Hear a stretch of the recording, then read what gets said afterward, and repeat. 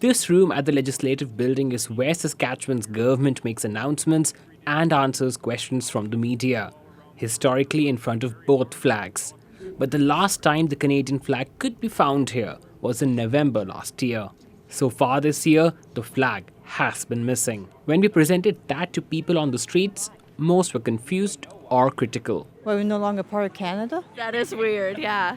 I don't know, I think they should put it back. It's also some provincial saber rattling and trying to, reiterate the importance of our allegiance to a province rather than the nation, which is also a bit of a political move. Seems weird, yeah. Without Canada, there isn't Saskatchewan. Without Saskatchewan, there isn't Canada. I'd like both flags. The Canadian flag is flown in other areas of the Legislative Building. The province will not confirm when exactly it removed the Canadian flag from the radio room.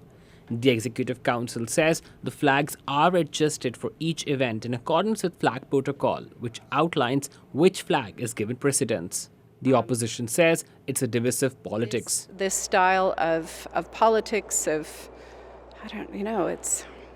a political pissing match. It's tiresome. The flag was also missing in Radio Room after last week's throne speech. Last week I wasn't really thinking about what flag was behind me. I was focused on answering the questions that were asked of me. A political science professor says this reminds him of nearly 2 decades ago. That flag will be gone. That flag will be gone. When Newfoundland and Labrador's Premier Danny Williams ordered the removal of Canadian flags in 2004. So that's the parallel that comes to my mind, except the odd thing about this case is we haven't seen the big announcement, right?